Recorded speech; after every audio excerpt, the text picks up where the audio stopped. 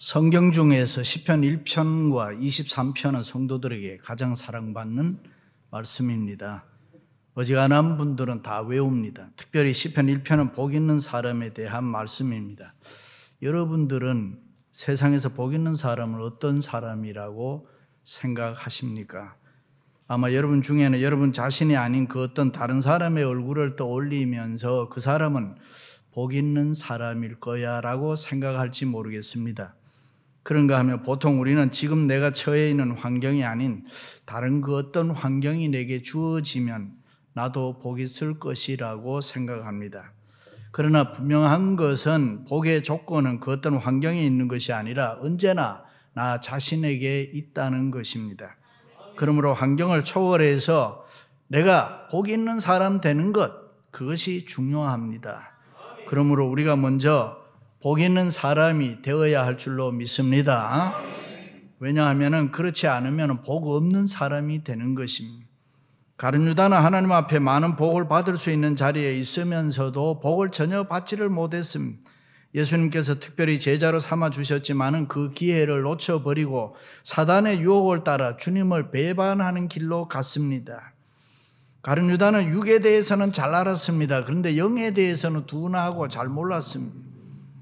계산은 빨랐지만은 헌신은 없었습니다. 구제는 알았지만은 믿음은 없었습니다. 300데나리온의 가치는 알았지만은 수천만 달란트의 하나님의 은혜는 모르고 살았습니다. 일찍이 아담과 하와가 살았던 에덴 동산이 얼마나 아름다운 파라다이스입니까? 그러나 그 속에 사는 아담과 하와는 복 있는 사람이 아니었습니다. 그래서 파라다이스 로스트가 된 것입니다. 그러므로 복 자체도 중요합니다만 그것보다는 복 있는 사람이 되는 것이 더 중요합니다. 복 있는 인간이 먼저 돼야 된다 그 말입니다.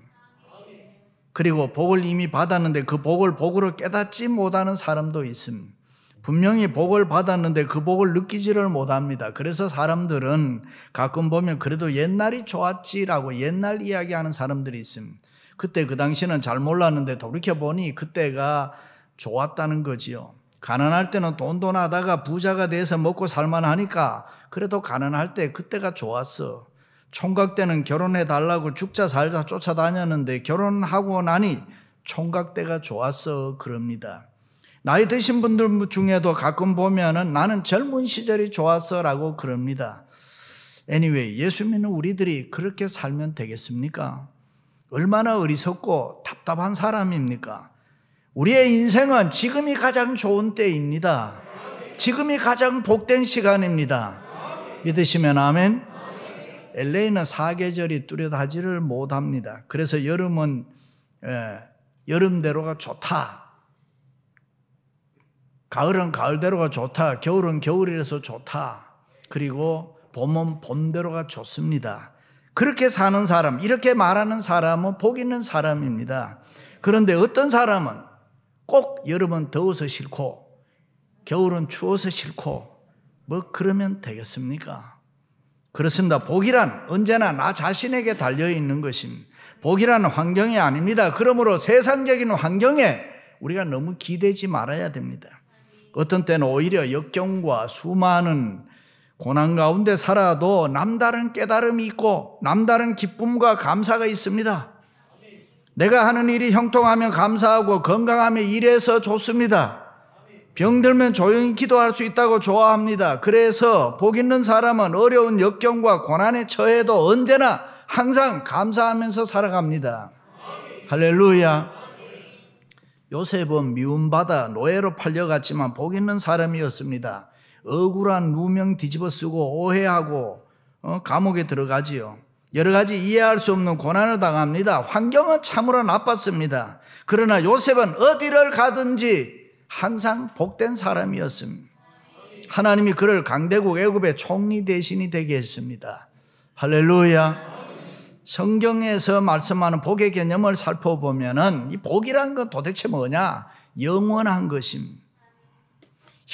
영원한데 하나님께서는 언제나 과거, 미래, 현재를 다 포함합니다. 하나님께서 영원한 것을 우선으로 여기시고 보시고 그 속에서 현재적 축복을 우리에게 주시는 것입니다. 그리고 성경의 복은 영적인 것, 물질적인 것, 이 세상적인 것, 그 모든 것을 다 포함합니다. 물론 여기에는 프라이오리티가 있습니다. 영적인 것이 항상 먼저입니다. 그리고 거기에 따라서 세상적인 것이 주어지는 것입니다. 개인과 단체, 가정 다 포함합니다만은 항상 복에 대해서 이야기할 때는 내 개인이 먼저입니다. 그리고 내 주위가, 가정이, 직장이, 기업이, 교회가, 국가가 세계 속으로 이렇게 점점 더 커져가고 점점 더 넓어져가는 복을 이야기합니다.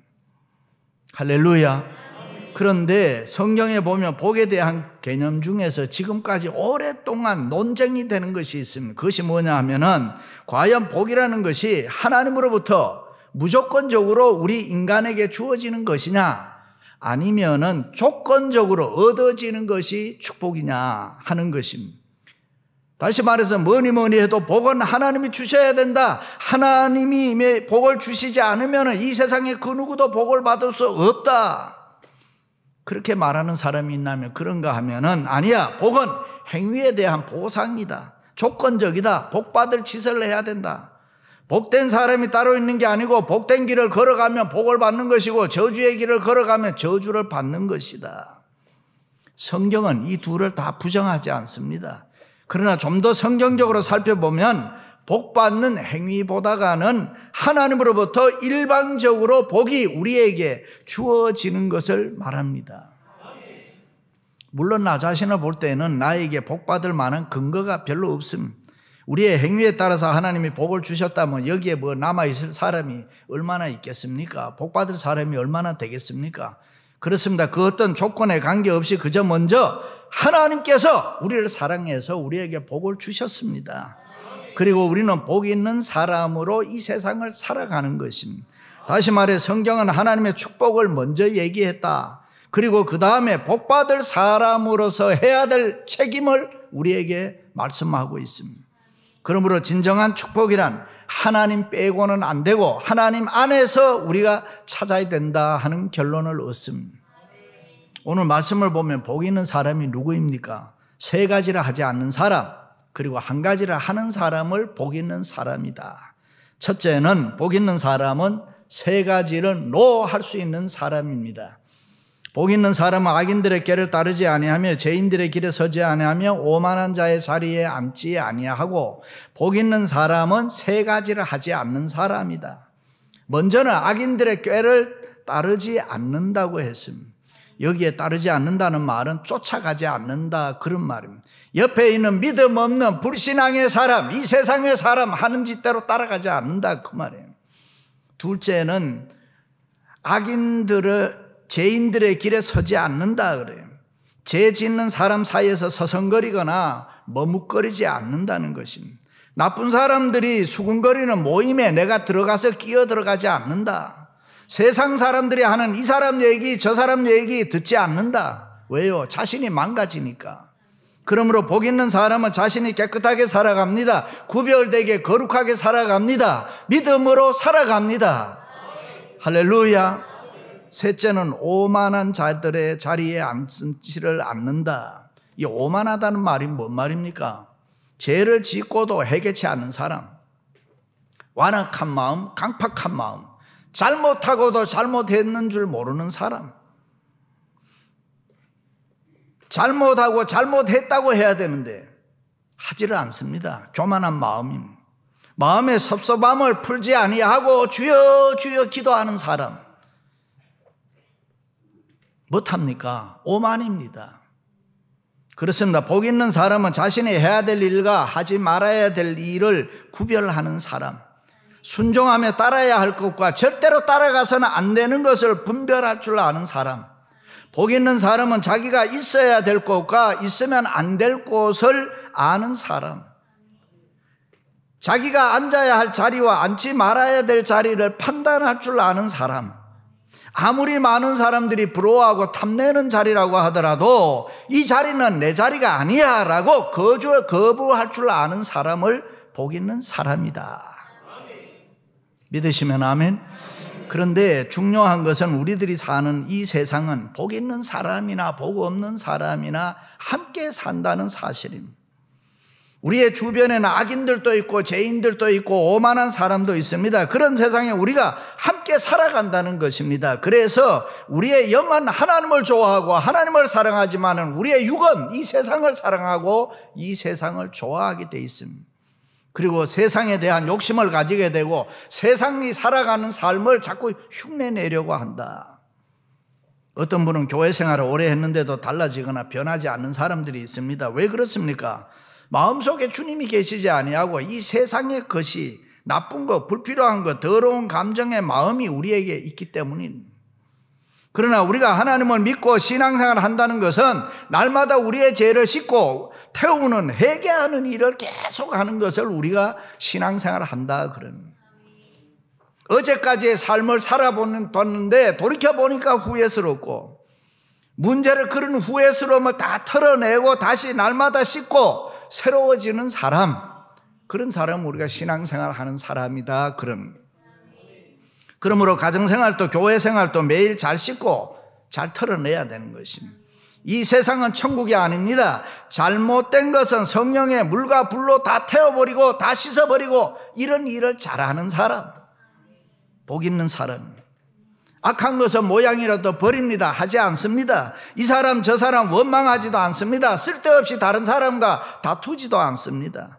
세상에서 상처받고 안 좋은 감정 그대로 가지고 있으면 그런 마음에는 하나님의 말씀을 들어도 감동이 없습니다. 역사도 일어나지 않습니다. 변화도 되지 않습니다. 주님 때문에 즐거워할 수가 없습니다. 그런데 복 있는 사람은 스탠다드가 다르다는 것입니다. 구별되게 살아갑니다. 분명히 세상과는 다르게 살아갑니다.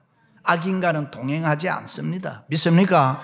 최근 많은 사람들이 사랑으로 행해라, 사랑으로 봉사해라, 교회는 이 세상 앞에서 앞서서 실천해라 하는 등등 행동주의 신학을 말하는 사람들이 많이 있습니다. 좋은 말입니다. 그러나 그보다 중요한 것은 하나님의 말씀에 기초하지 아니하고 행동한다는 것입니다. 그렇게 되면 하나님도 기쁨이 되지 아니하고 우리는 얼마든지 잘못될 수가 있다.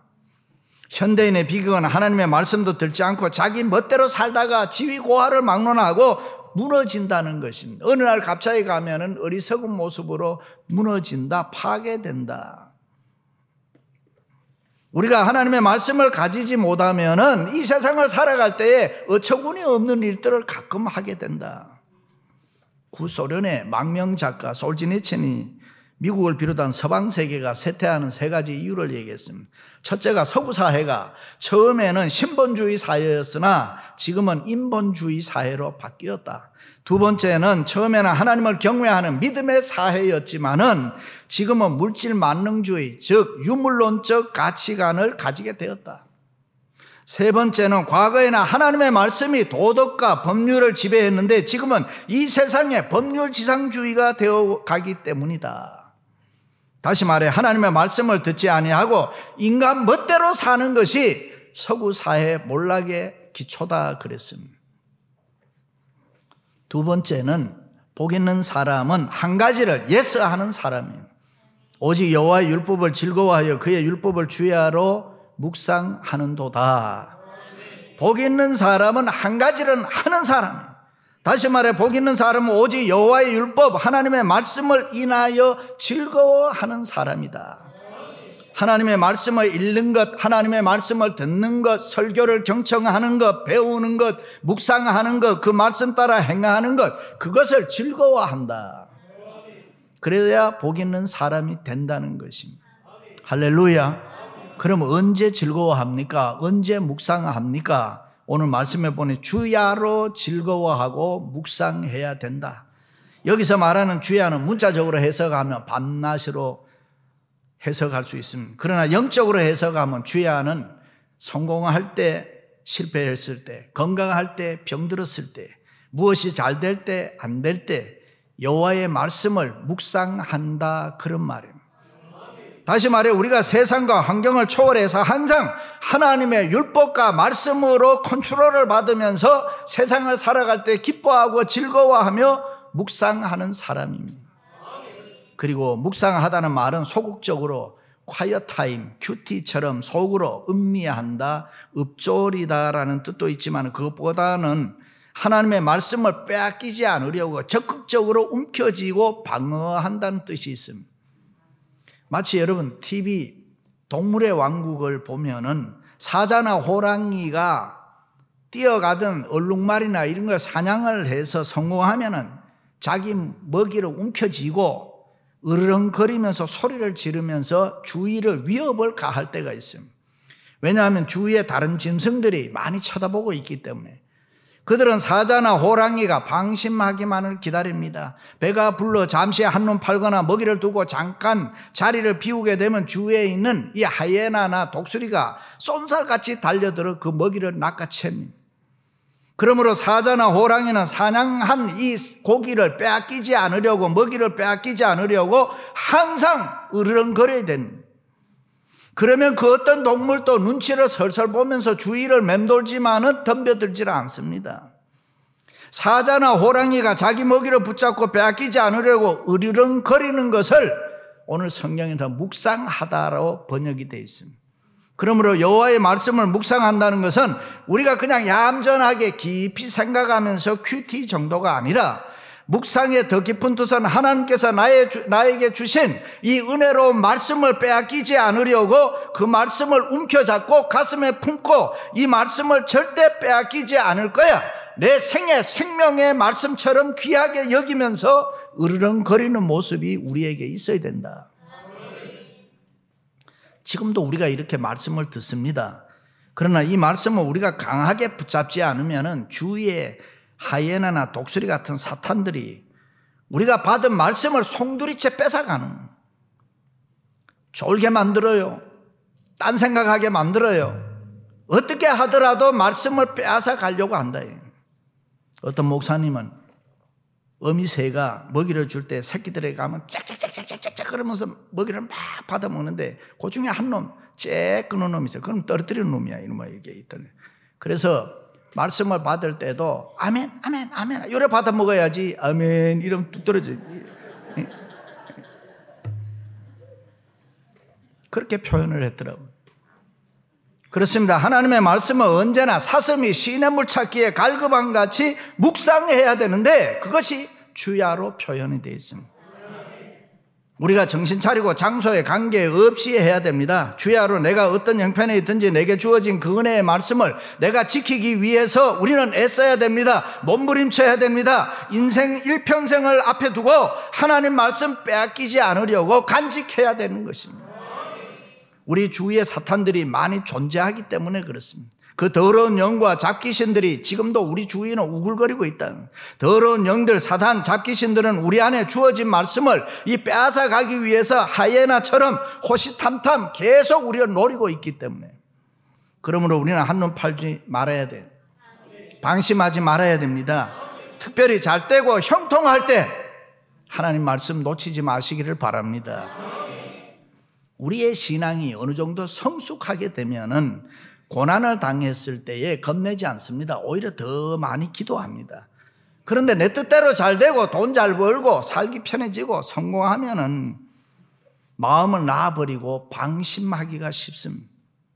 그래서 목사 입장에서 보면 성도의 고난보다가 더 무서운 것이 성도가 잘 되고 성공하는 것입니다. 그러므로 우리는 고난을 다루는 법도 배워야 되지만은, 그러나 더 중요한 것은 성공을 다루는 법을 우리가 잘 배워야 됩니다. 왜냐하면 이젠 됐다, 이젠 괜찮다, 살만하다, 그렇게 생각할 때 사단은 쏜살같이 달려들어서 내게 주어진 은혜의 말씀을 빼앗아 갈 수 있기 때문에. 그러므로 우리는 주야로 말씀을 묵상해야 됩니다. 으르렁거리면서 하나님의 말씀을 지키고 붙들어야 되는 것입니다. 할렐루야.